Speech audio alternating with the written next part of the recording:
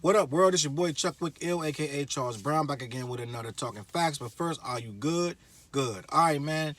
Today we're gonna talk about your boy Aaron Hernandez. Top five, top five, top five, top five, top five. Tight ends. I don't know. Is he top five ever all time? Aaron Hernandez, dead or alive? Top five, dead or alive? I don't know. But they got a new special out, a new documentary. Aaron Hernandez documentary, something about something a killer, something. It's on Netflix. A lot of controversy. And to me, the controversy is about the wrong thing. It's about the wrong topic that everybody's worked up about. It's trending, but not because this guy's a murderer or because this guy lost $40 million by being involved with a crime or losing guaranteed money, all this stuff. It's because if you watch the documentary, some dude in the documentary claims that your boy Aaron Hernandez not only was gay, not only was he a bisexual, but he was doing it the entire time that he met this dude, like from when they were young all the way up to, I guess, before he went to college, that they were having a gay type of relationship or bisexual, or they experimented on each other a lot, and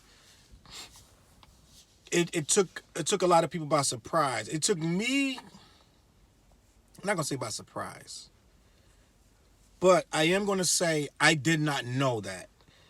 And upon hearing that, and as I'm listening to this dude play out the topic and play out the thoughts of what actually he's saying that went down with this dude, it all makes sense. It makes sense because I'm sitting here like, this dude was mad angry for no reason.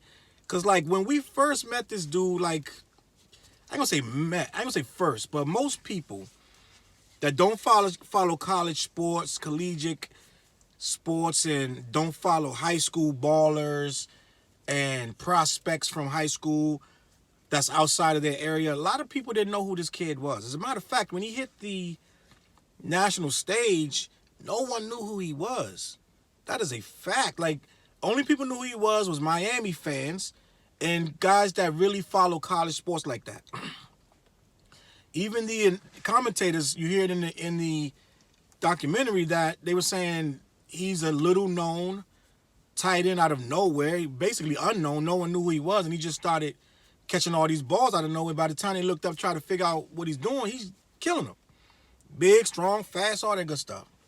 So I looked at it, I'm like, yo, this guy came out of nowhere, was mad, just he played angry, he played hard, and I'm sitting here, I never thought of him being gay. He always had this wife, beautiful wife, he had this little girl. We always thought of him as straight, but then as you start to think, like, why this dude kill, or I'm not even gonna say allegedly, bro, like, are we still saying this? Like, are we still saying allegedly killed somebody? I want to talk about this whole thing. Like, besides the fact that he's gay, I believe that was true. Let me just start there. Because the reason I believe it's true is because he has so much pent-up aggression about just other people, other males, for some reason. That makes no sense. Unless you're thinking that he's angry inside for some reason. For him to be this angry that you could spill a drink on him and he comes out and kills you. You know what I'm saying? And a lot of people are like, oh, I think the dude that got his face shot, he did it. Like, come on, man. It's too many acts of violence with this guy when that guy wasn't even around. This guy was down in Miami shooting at people. This guy was down in Miami fighting people for nothing. You know what I'm saying?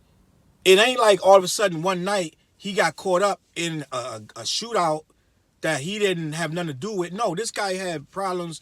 They were saying he was a problem from high school. His father died, and this guy was a problem. And those kind of things add up. Your parents have a garbage relationship. They always screaming and arguing. You got this thing in the background with this boy that's really eating at you. You know, if you get caught doing that, that's a wrap. You know what I'm saying? This is just how our society works. Your mom brings a new dude in the house right after a couple months after your pops die. Like, who could deal with all that?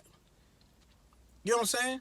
You got this cousin who is, from the looks of things, she's out here. She in these streets hard. She introducing you to the wrong element. She, you know what I'm saying? She introducing you to a different vibe. He like 14, meeting convicted felons and criminals, hanging out at his aunt's house because his mom is trash. You know what I'm saying? It's just a lot going on, and you're going to find yourself in bad situations when you got that much going on, no one to guide you. The only person you trust is your so-called cousin who is hanging out with felons and doing all kind of stuff and letting you do whatever you want to do. It's like he was in a bad situation from the very jump, and he was destined to be in a troubled existence. And I don't think you have to have a troubled existence or be a bad person just because your situation is bad. And I know a lot of people, including myself, that had rough upbringings, less than stellar upbringings, and they still rose to be something other than just a bad dude locked up. I mean, you go through stuff that you could have landed in jail, but you didn't. And if you like this guy, he made it. He didn't land in jail. He was already a multimillionaire, a superstar, Super Bowl champion. He was world renowned. This guy was on a major stage with the best team in the league. So you got to think, if he's in the best team in the league, right? And you still end up hanging around this element of people who they're carrying guns, they're dealing drugs, fighting, they're going to nightclubs, strip clubs, and doing all this stuff. And 9 times out of 10, there's something going to go down at the end of it. You went wrong on your own at some point. You know what I'm saying? Like, you can still avoid all that. So I say all that to say this. Aaron Hernandez chose to follow that path, and we're trying to figure out why, right? Because he had everything going for him.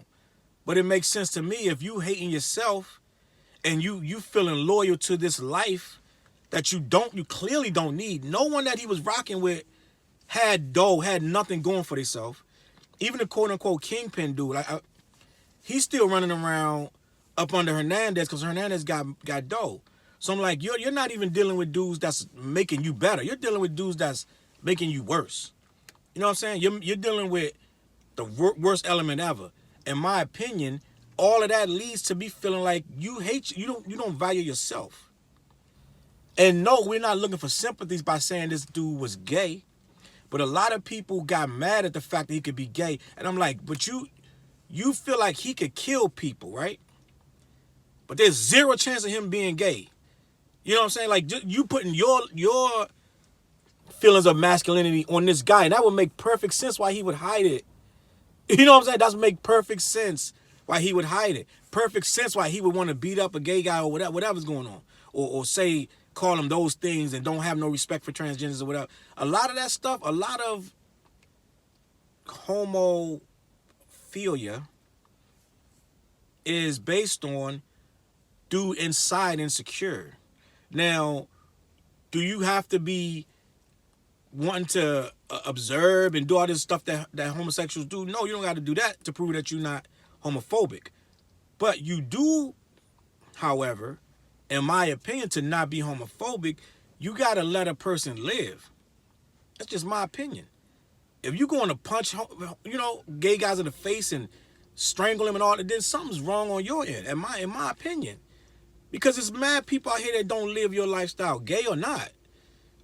You know what I'm saying? And it don't matter to me what you do with your life. And if you running around, you want to punch him in the face and hit him in the stomach and all that, something's wrong with you. I feel like there's something deeper there that you need to deal with.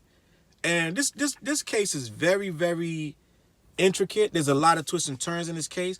But if you're asking me, I feel like Hernandez, I believe he's not an accuser. I believe the guy who came out and had something to reveal about his relationship with Hernandez. And a lot of people are mad at him. They're adding him online and coming at him and saying, you're a liar and this and that and the third. Even Hernandez's lawyer's like, he's a liar. Bro, you just met, I'm talking to the lawyer right now. You just met this dude after he was in prison, after he was in jail. He already did time. I only think this dude got with him to like 3-4 years after he was in jail. How do you know what this dude is and ain't?